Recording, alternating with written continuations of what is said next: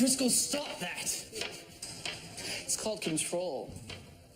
At Hazard, you could learn some of that. As could you, Eddie. You almost injured 3 of your teammates today. The Shamrocks, the Victorias, they come at you in waves. We need to be ready. Captain.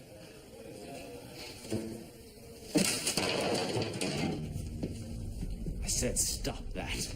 He's still smarting after being made to look the fool on the ice. Watch your mouth, Driscoll. Easy, boys. We all play for the same side. Not all of us. Driscoll here doesn't play for the team. He plays for himself. And you're lucky to have me. You care nothing for the science and strategies of this game. Science, my arse. I skate like the devil and get the puck past the goalkeeper, which I haven't seen you doing lately.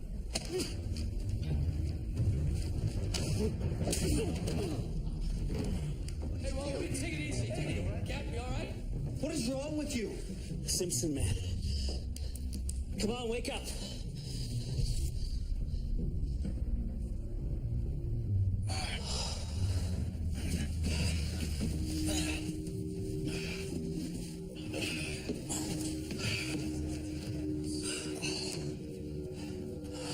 Sorry, Simpson, I didn't think. That's your problem, Eddie.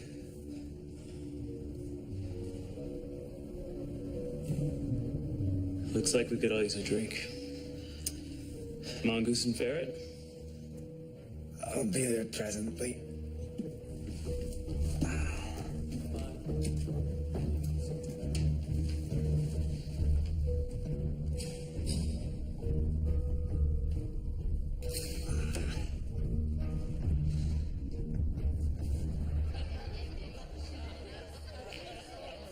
Crabapple.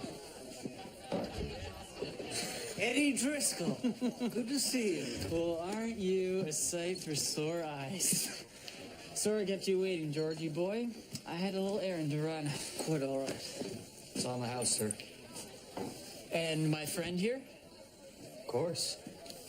You're not bad for a working man, eh, George? You know, I read in the Gazette that somebody by your name had joined the Wellingtons. Thank you. I was sure it would be you. I've been here a month. Look at you now, a big city copper. And a mystery novelist. I published a novel. I brought you an autographed copy. Now, I signed it to you and Lydia. I wasn't sure if... Married. Last year. Married. That's fantastic. I'm very happy for you both. What can I say? I guess the best man won.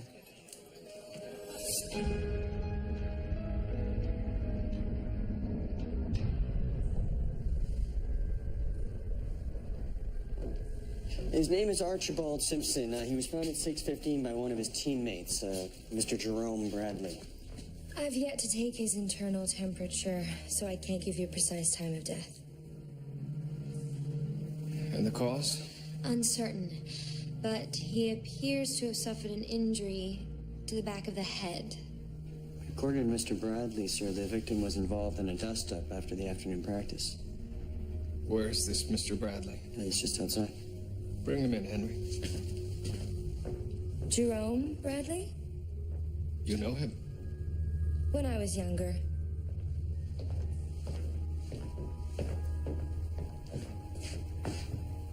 Emily. Hello, Jerome. Mr. Bradley, I understand that Mr. Simpson was involved in a scuffle earlier. Yes, he took a punch and bashed his head open on that post there. There was quite a lot of blood. He came to, though. What time was this? 5 o'clock or thereabouts. You think that's what killed him? If he suffered subdural bleeding, death could have been delayed an hour or more. Who delivered the punch? Eddie Driscoll is his name. Where might I find this Mr. Driscoll? At the Mongoose and Ferret. Eddie Driscoll? Pleasure to meet you. Buy you a drink? I never say no to another. Really gave it to those boys from Ottawa. That I did. Now, if you'll excuse me, I'm talking to my good friend here.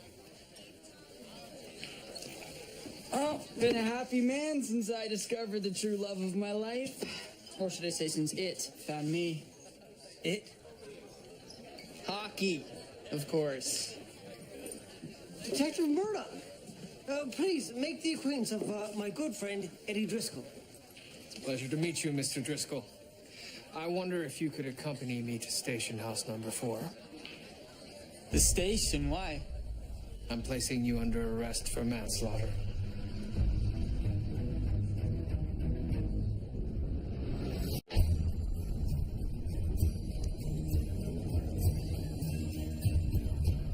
He came with me first, George. I simply clocked him back. He was alive when we left him. It will all get sorted out.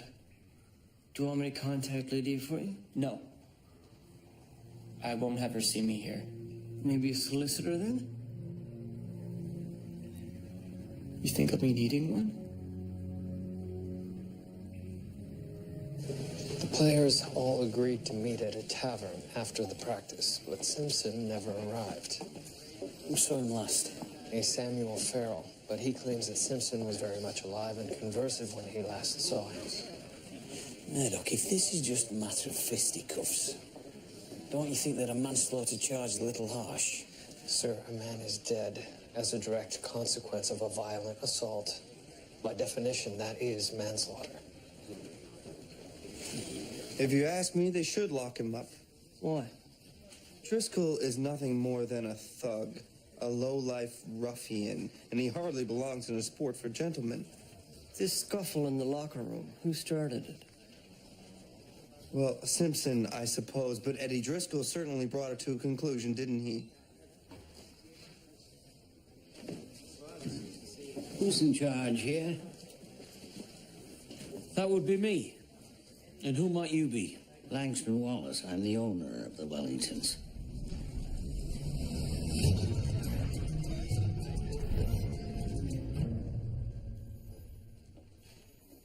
Manslaughter? That's ridiculous. Eddie's my best player. He's your best player, therefore he couldn't possibly have committed manslaughter? All he did was punch him in the jaw once. Were you even in the room when it occurred? I heard enough to know it was an accident, and Simpson was up, walking, talking right after, like nothing had happened. I spoke to him myself. All points for a jury to deliberate. You don't understand. See, the Toronto Wellies are about to challenge the Montreal Shamrocks for Lord Stanley's coveted trophy. There's to be an announcement at a luncheon. I don't see the relevance. The relevance is this. With Eddie, we win the cup. Without him, we lose. I appreciate your position. I don't think you do. You see, no team from Toronto has ever won the cup. A situation that your chief constable has an active interest in rectifying. A fan, is he? Our biggest. So, if you appreciate your position, you... Listen to me. I don't give a toss which team flag Chief Constable Giles likes to fly. Sir? And I don't take kindly to threats. Inspector Brackenreid. Langston, my apologies. Your apologies are unnecessary, Percival. So what exactly is going on here? I've arrested Eddie Driscoll on the charge of manslaughter. On what grounds? He assaulted Mr. Simpson, and later Mr. Simpson died of his injuries. Langston, let me talk with my men here. I'll keep you appraised.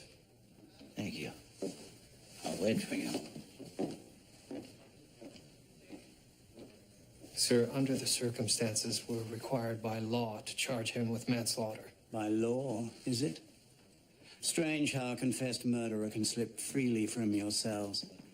But a young man who lands an unlucky punch, well, the letter of the law simply must be applied.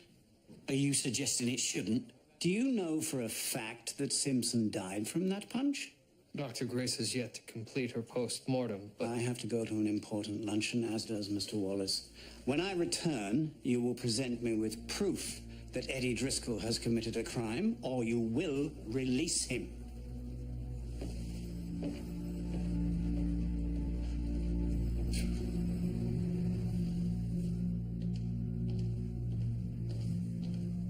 Dr. Grace, have you confirmed the cause of death? I have indeed. Take a look at this. This is the injury he received when his head hit the post. This is the blow that killed him. Are you saying he received another blow after the incident in the locker room? Based on the bruising, I'd estimate the fatal blow was delivered about half an hour later, which conforms to my best estimate for a time of death. And what time would that be? Approximately 6 o'clock. Which means this was no accidental death caused by a locker room scuffle. Gentlemen, our final order of business will be to strike a committee to see if we can find a unity of rules for each hockey organization.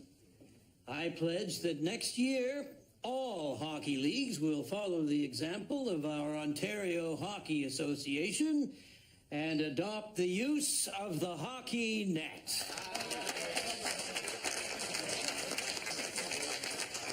It's not the rules we should worry about, it's the damn professionals. There won't be professionals as long as John Ross Robertson's in charge. But we may lose some of our best players to the Americans. Oh, it's our game. The Yanks will never embrace it. Besides, if you pay a man to play a game, who will work the factories? I have an announcement to make, gentlemen, if I may. As you all know, the other day in a tragic accident, we lost Archie Simpson, the revered captain of our great team, the Iron Dukes of Toronto, the Toronto Wellingtons. Well, we still have the best hockey team in all the land. Yes, and we are going to prove it.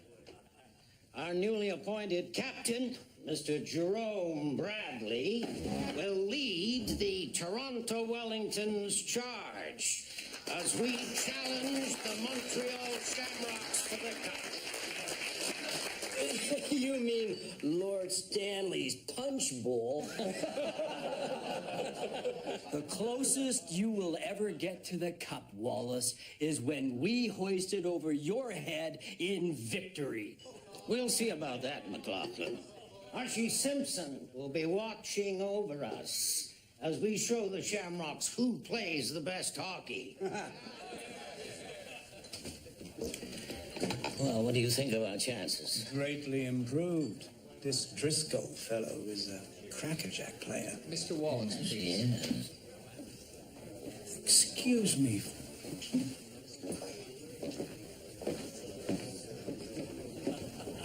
What's the meaning of this intrusion?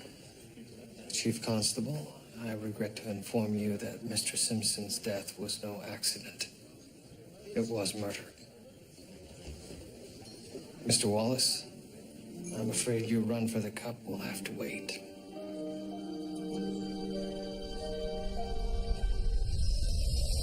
It's about time, I'd say.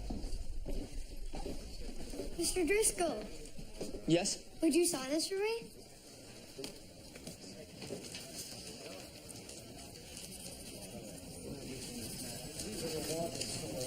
You gonna give it to the Shamrocks? Do my best. Move along now, son. See that, George?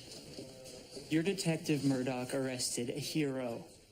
I'm sorry, Eddie. Detective Murdoch did what was required. Be that as it may, I missed a full practice. Eddie, a man is dead. It's all very sad, but it wasn't me that killed him, was it? Besides, he was hardly good enough to be worth all this fuss. Dinner is the least you owe me. You did, after all, leave me standing bereft at the altar. That's not exactly true, Jerome. I informed you well before the wedding The day. invitations were already printed and addressed. They're not yet mailed out.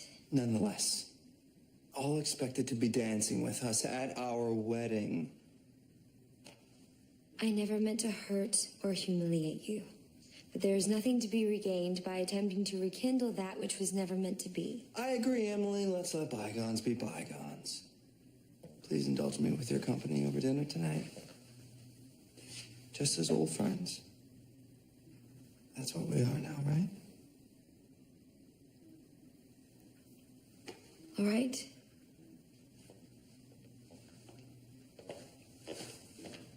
Detective.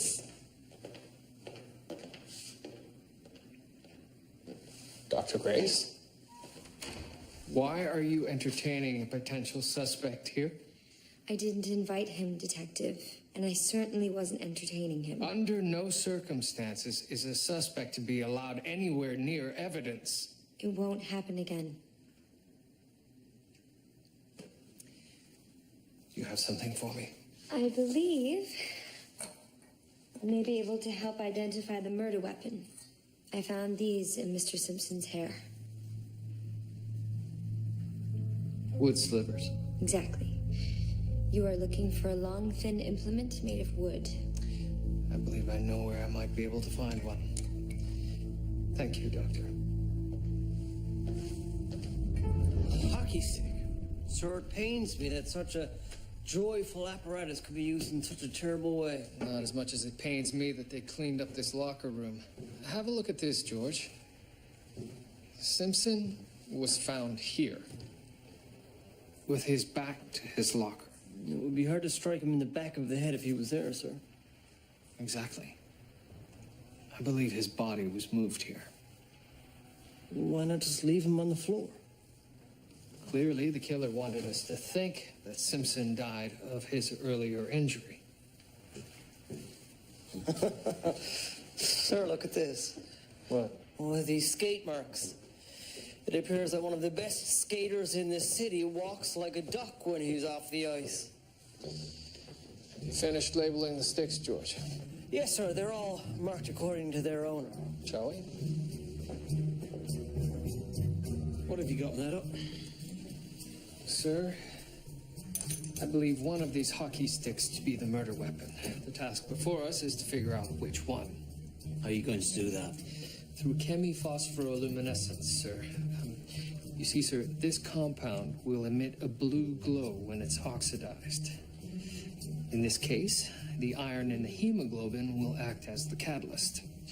The effect should only last about half a minute, but it will be long enough to tell us which one of these sticks has been exposed to blood. Now, sir, if you could turn out the light.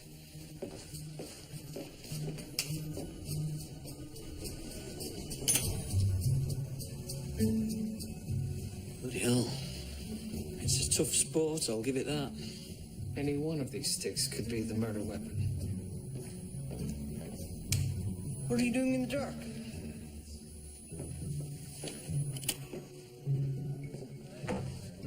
What have you, George? Sir, McTavish, Danton, and McKenna were all at the Mongoose and Fair between 5:30 and 7 o'clock. The barkeep vouches for their presence. Jerome Bradley was at the Mongoose and Fair, but left to go to the rink. Apparently, he'd left his wallet there. Mr. Bradley claims to have found the body at 6:15. He could have arrived sooner, so he remains on the list. Fair enough. Now, Farrell claims that he stayed after the practice to work on his wrist shot, but that he was on his way to the Mongoose and Fairs when the murder occurred. No alibi, then. Finally, Mr. Wallace was on his way home at 6 o'clock, but that's yet to be confirmed. What about Driscoll? He was supposed to stop by, sir, to give an account of his whereabouts, but... Driscoll had a dust-up with the victim. He might be good for it. Now, sirs, I know that Eddie can seem full of himself, but I can vouch for his character. You keep your distance from your pal, Crabtree. As long as Driscoll remains a suspect, we can't risk giving him any information that would compromise this investigation. Sir, I would never. Just remember your obligations as an officer of the law. Understood? Sir. What about Farrell? He was once a team forward, right wing, if I'm not mistaken. If you say so. Well, when Simpson was brought from Ottawa, Farrell had to give up his spot. That would have given him a bone to pick with Simpson, surely. Enough to kill him, sir? It's just a game. You're not much interested in sports, are you, Murdoch? If you were, you'd know that there's no such thing as just a game. I had no idea you were such an enthusiast. It's not rugby, but it'll do. I've always enjoyed playing the game, but to sit and watch the game being played seems like a waste of time. It's a product of our age, Murdoch. More leisure time. people looking for ways to spend it. You should try it sometime. Could read a book.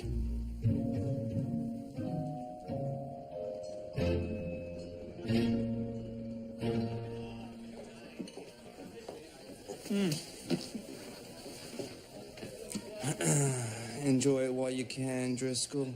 You'll soon be back shoveling horse dung. Oh, doubt that. I'm the future. Eddie, we have to leave. I'd love to buy a round for the house before we go. Oh, you're an angel. One of the many perks of being the Wellington's ace in the hole. Eddie, you're drunk as a skunk. So let me buy you wine. No, I'm not even supposed to be talking to you. Then why are you? Because I'm your friend. So, who does your detective Murdoch think committed the murder? Eddie, you were supposed to come in and give an account of your whereabouts. My whereabouts are nobody else's business. No, it's business, Eddie. This is a murder investigation, man. And when you met me after that practice, you were late. Where were you? You suspect me? Eddie, we have to go. What's this? What about Lydia? We're only young once, Georgie boy. Time's fleeting! Have fun while we can!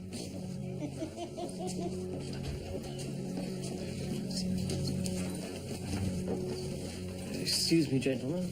A moment of your time? We're busy. Oh, it's you. This lanky chap's a police officer.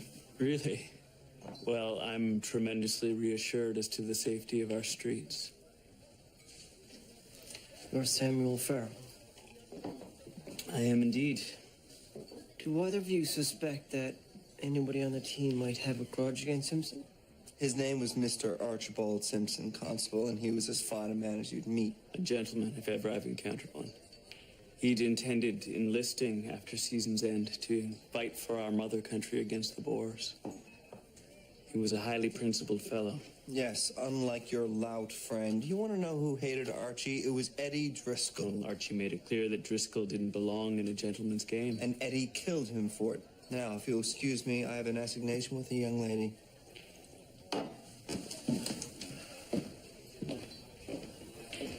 Between you and me?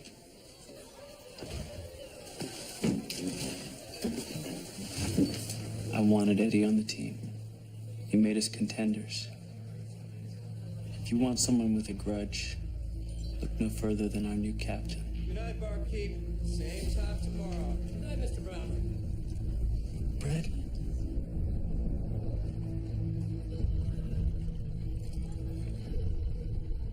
I should have called the wedding off sooner, but I was trying to make everyone happy. Everyone except myself. I plan to win you back. Jerome, you promised you weren't going to bring that up. And you promised you'd marry me. So I suppose we're both liars.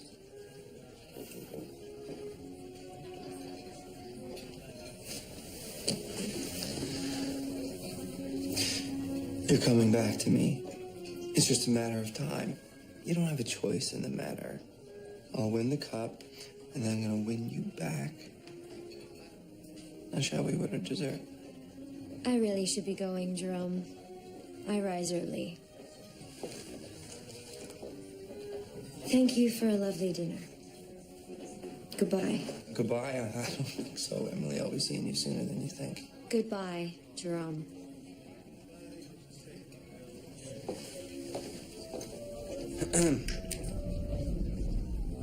Jerome Bradley. Sir, when the Wellington's first captain retired last year, Bradley was set to become captain. Then they brought Simpson in from Ottawa. Simpson insisted that he become captain, and Wallace capitulated. Ah. That must have made Mr. Bradley upset. So upset that he quit, sir. He only rejoined last month when he found out the team was going to challenge for the cup. Still, that's hardly a reason to kill Simpson. Well, think about it, sir. If Jerome Bradley was captain and they won, he would be the first ever Ontario athlete to hoist Lord Stanley's mug. And, sir, he's had a few run-ins with the constabulary. No convictions, of course. His high-priced lawyers have seen to that, needless to say. George, you seem to have it in for this Bradley. No, sir, I don't. Well, perhaps I do. I know he's well-bred and from a good family and all that, but he sort of lords it over you, doesn't he?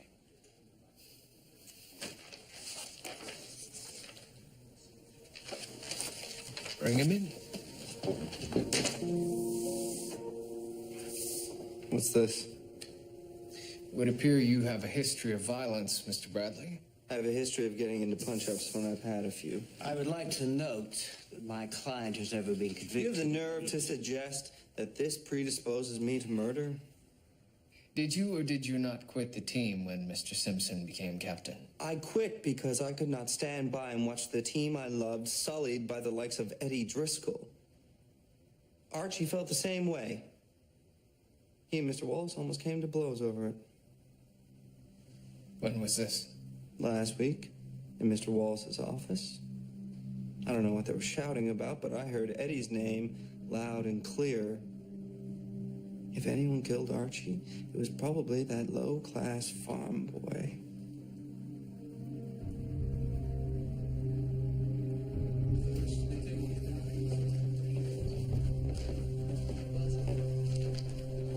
You call yourself a lawyer? And why do I have to do all the talking? Bloody tough. I wish he was guilty. I'd like to know what Simpson and Wallace were having words about. Tread lightly, Murdoch, or Giles will be all over us like a rash. Sir, Chief Constable Giles is an honest policeman. If he holds any malice for us, it's because we've earned it.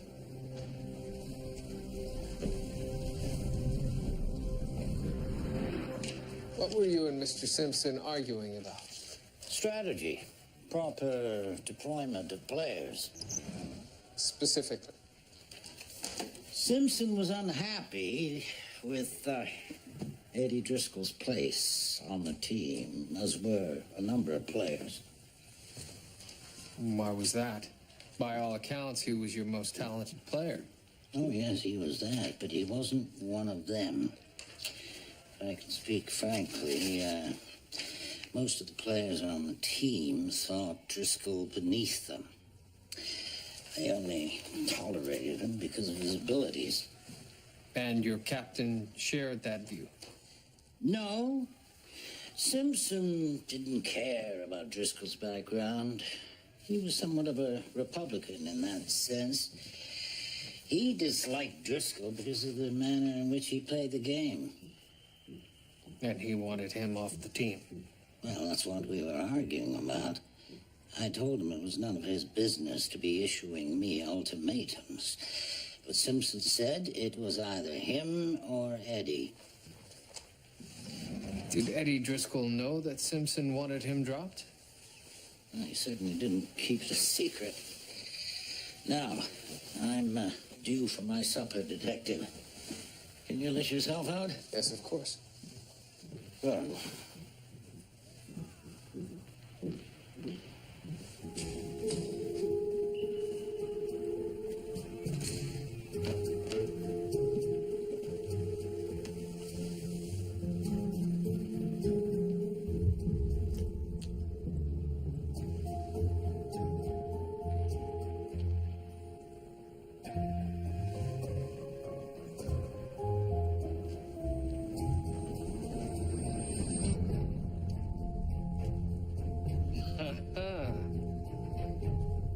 George, bring in Samuel Farrell. I wasn't in Mr. Wallace's office that day. Then how do you explain this piece of your stick that we found on the floor in Mr. Wallace's office? I have no idea. Anybody could have grabbed it, either by mistake or by intent. Where were you at the time of the murder, Mr. Farrell? As I recall, I stayed late after practice. I went for a walk and then to the tavern. Do you always take a walk after a hard practice? A stroll cools me down. Did anyone see you? I have no idea. So you have no alibi for the time of the murder? All you have is a shard of my stick, Detective. I don't see that I need an alibi. So if you'll excuse me. Not so fast, Mr. Farrell. You'll have plenty of time to remember who saw you strolling when you're cooling off in one of our cells. Mr. Farrell, how tall are you? What's it to you? Answer him.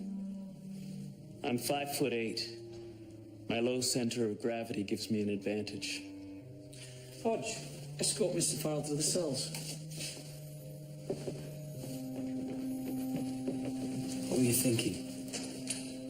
Sir, Mr. Farrell is the shortest player on his team. If I can determine the height of the killer, You can prove it was him.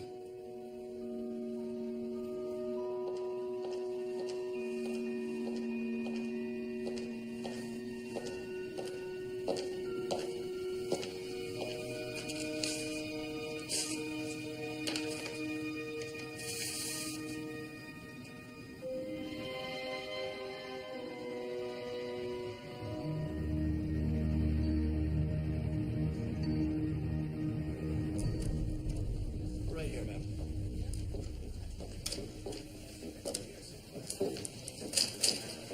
George Crabtree. Lydia. Hello, George. It's lovely to see you. Well, you as well. What brings you here? I was asked to make a statement as to Eddie's whereabouts at a particular time, which I've now done. Of course. So he was with you? That's correct. Immediately after practice, right when poor Mr. Simpson was killed. Right. Well, thank you for coming in. Lydia, sit down. Thank you. I know you and Eddie have been chumming around. Well, I've seen him. George, is he still being true to me? As far as I can tell, he's still the same old Eddie Driscoll. So you haven't seen anything? Well, all I've seen, Lydia, is that he has many admirers. He's always had that. Mm. Well, look at you. Big city policeman. An important man. Important? I don't know. George, I need you to get me 6 melons. Sir, they're out of season. Right. 6 pumpkins, then. Yes, sir. Some of my tasks are more menial than others. Thank you, George. Right then.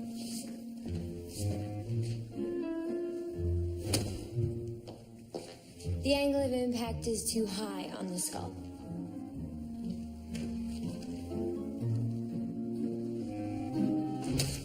Still too high. Perfect. Now, given the difference between your height and the height of this pumpkin, and subtracting that from Mr. Simpson's height, we can conclude that the killer is 5 feet 10 inches tall. Or maybe he was taller than that, but crouching when he attacked. That's a good point, George. We can't determine the maximum height, only the minimum. And if the killer was at least 5'10", that means Samuel Farrell can't be our killer. Bloody hell, I was sure it was him. No alibi. It was his hockey stick. Well, at the very least, sir, this narrows our list of suspects. So what next? I still think he was killed in Wallace's office. Do you think Wallace did it? Not necessarily. Mr. Wallace kept his office door unlocked. It does raise the question, however, what was Simpson doing in Wallace's office?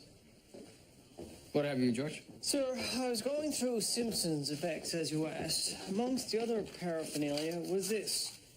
A return train ticket to Ottawa dated the 29th and 30th of November. It's only a few days ago. Why would he go up to Ottawa? Well, I don't know, sir, but there's something else written on the back of it there. J.R.R. John Ross Robertson? Oh, yes, very good, sir. Perhaps 221 is his Parliament Hill office number. Looks like you're going to Ottawa, me old mucker. Yes, Simpson did make an appointment to see me. He lodged a very troubling complaint. And that was? Mr. Simpson maintained that Langston Wallace was paying one of his players for his services. What would the consequence be if that proved true? Immediate and permanent ejection from the Ontario Hockey Association. I see. What was your reaction to Mr. Simpson's allegation? I told him that if he wanted an investigation launched, he would need to provide some hard evidence. Had he any? Nothing but hearsay. While I knew Simpson to be an honest man, an investigation at this point would inevitably have forestalled the Wellington's challenge for the Cup, for which there's been so much anticipation. Yes. So you did nothing further? I made some discreet inquiries.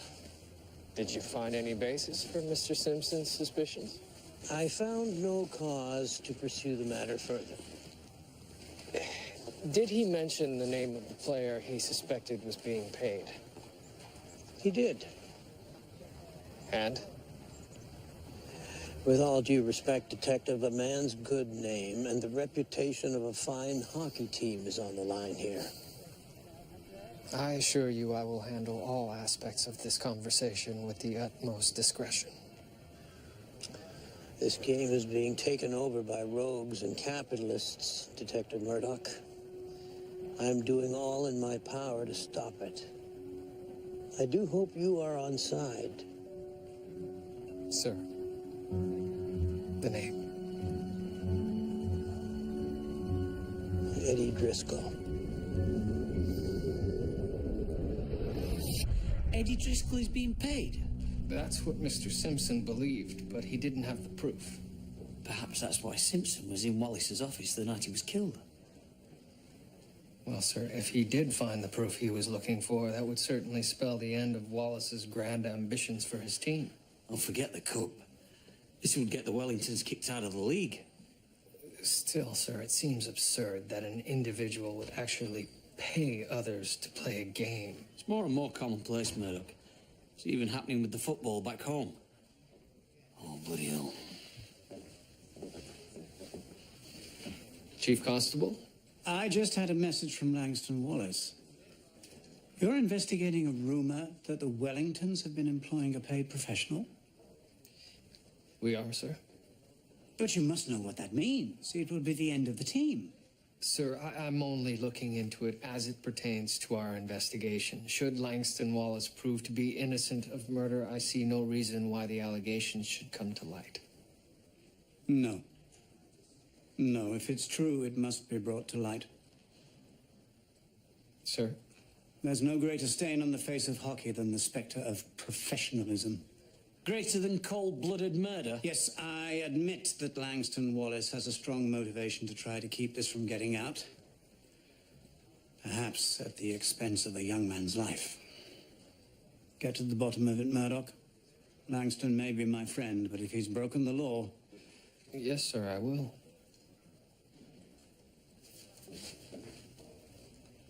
You see, this is the difference between us, gentlemen. I don't let my personal friendships come between me and my sworn obligations.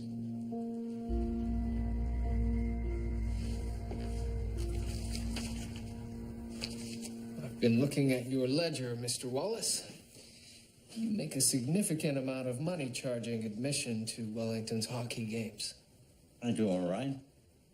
You would make even more if you were the owner of a championship team. Acquiring Eddie Driscoll made that a very real possibility. I'm already a wealthy man, Murdoch. I certainly am not in need of the gate receipts the team produces. You deny paying Eddie Driscoll, then? Of course I deny it. Professionalism would be the end of hockey. The gate receipts would all end up going to the players as teams tried to outbid each other. Tell me, how does a man like Eddie Driscoll pay his room and board? He has no job, and he seems to have plenty of money to spend. It's not my concern. And why does your ledger list a $5 debit for miscellaneous expenses for every game? Because I have miscellaneous expenses. Of exactly $5 every game. And only since Eddie Driscoll began playing for the Wellingtons. According to the rules of the Ontario Hockey Association, payment of a player is strictly forbidden. If it were to come out that you had been paying Eddie Driscoll, you would forfeit your chances at the Stanley Trophy. Cup, Murdoch, it's a cup. Cup. I believe Simpson stumbled upon this ledger and realized it was the proof he needed, and you killed him for it. Look at me, Murdoch. Do you really think that a man my age is capable of killing a young sportsman in the prime of his life?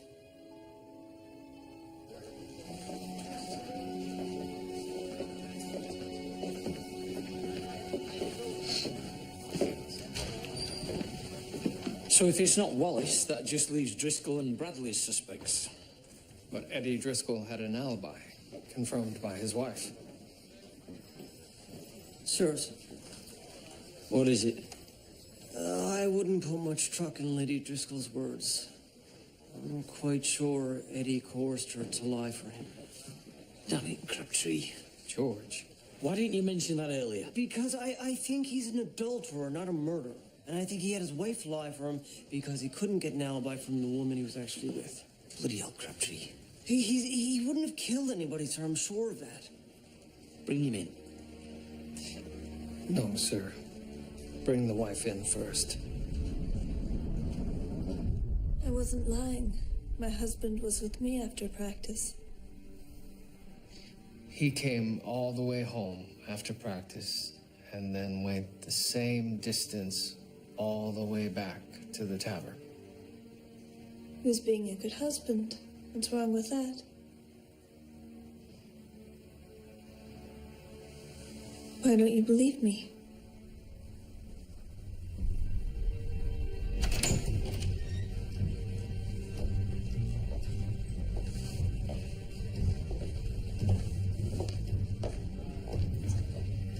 You were right, George. She was lying. Arrest Eddie Driscoll. Sir.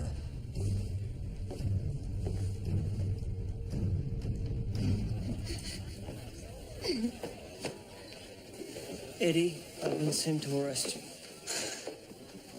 Again? Just come with me. Eddie Driscoll. Who is this? This floozy you're with? You dare call me a floozy? I'm not with anybody. You were with her, weren't you? Bastard. You made me lie for you. And you, George Crabtree, of all people. I thought you were my friend. I asked you directly, and you as good as lied to my face. Lydia. You should be ashamed.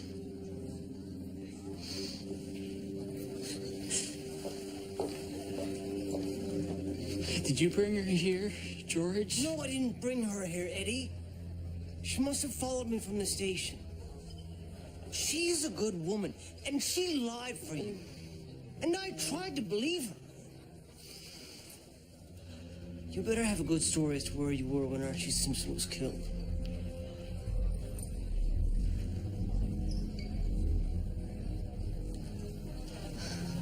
I can't, Eddie, you know that.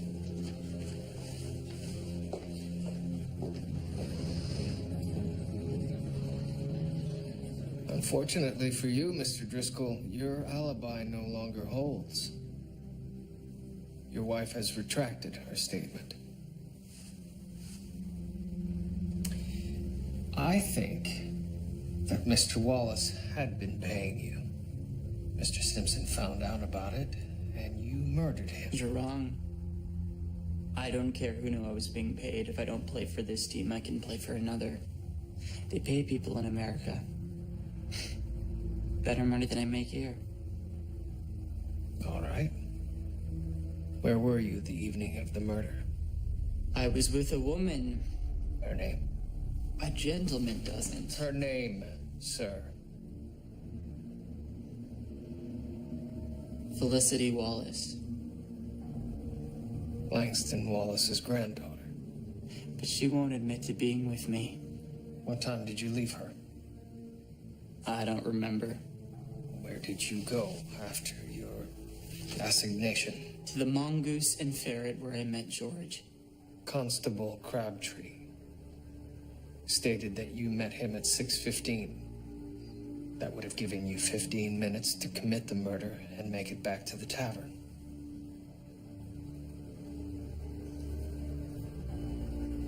I was at a bookmaker's shop before I met George.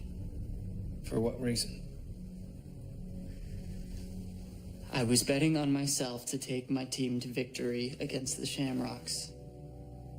My lady friend fronted me the $50 I was to receive as a bonus if the Wellingtons won the cup. The Shamrocks may be heavy favorites, but the bookmakers know nothing about what I can do. My 50 will soon net me 500. I care neither about your game or your wagering. I'm looking for a murderer. I didn't kill Simpson, and that's the truth.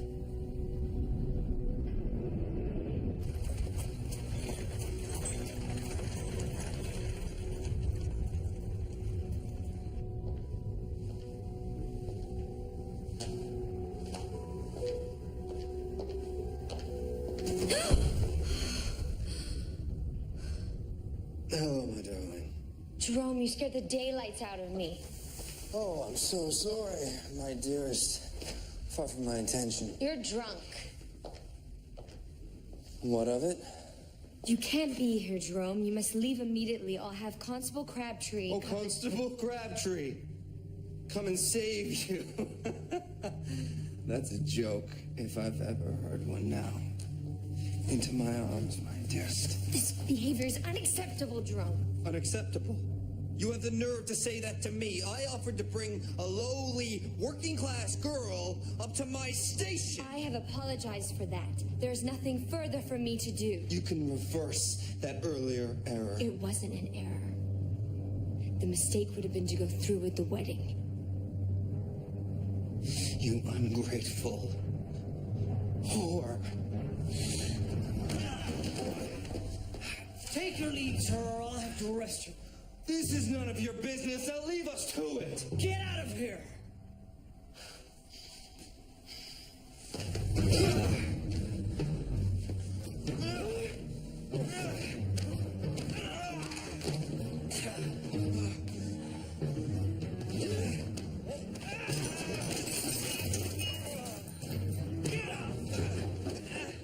You're under arrest for assaulting a police officer and a lady. I apologize for the mess, Dr. Grace.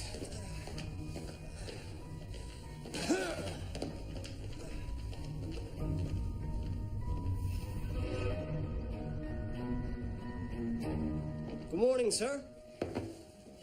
Eddie Driscoll's alibi checks out. He laid the bet at exactly 6 o'clock. He wasn't the only one who put some money on the Wellington, sir. And not just $50. Mr. Farrell, you're a gambling man, it would seem. I've made a few bets. You've lost most of them. In fact, you had to borrow the $2,000 to place on the Cup Challenge. I'd have made good on it. How? You've squandered all of your money. You have no profession. Of course, with 10-to-1 odds, you stood to make a small fortune if the Wellingtons won. But that would have required that Eddie Driscoll play. And had it been discovered that Eddie was being paid, you would have been ruined. According to your statement, you stayed after the team practice to work on your wrist shot. That's when you saw Simpson going into Wallace's office, isn't it? And you got curious. Wallace is paying Eddie's, man. With the proof right here. You panicked. But then you remembered Simpson's earlier injury and realized you could use it to your advantage. At first, I didn't think it was you because you're not tall enough. But you would have been had you been wearing hockey skates.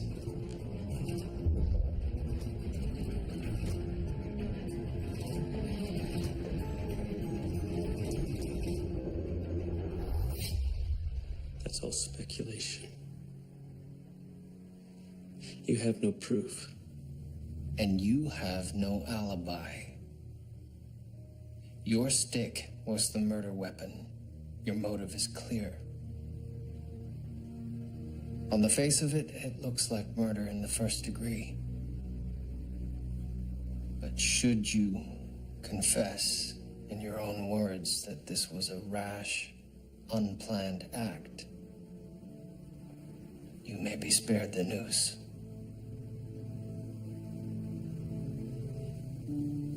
I was way over my head in debt. And I was counting on the Wellingtons win to square it off. I couldn't afford for us to lose.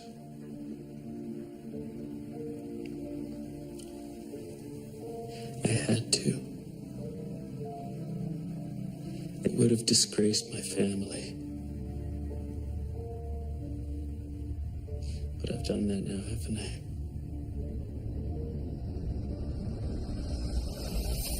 Game on, mate! George! Take a shot, Rosalie! Bloody hell, Wesley, watch that, man. Right then, George. Better mind yourself. I'm going to make you look the fool. Oh, we'll see about that, sir.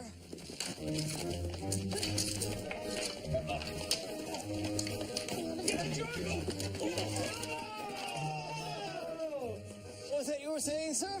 Nice move, George. Who taught you that? Eddie Driscoll? Oh, sir, I taught him that one. Although no one could do it like Constable DK, boys.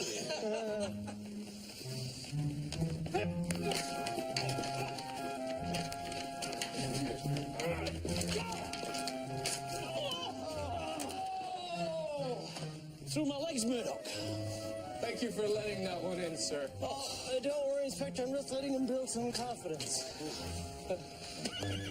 Wagon! Wagon!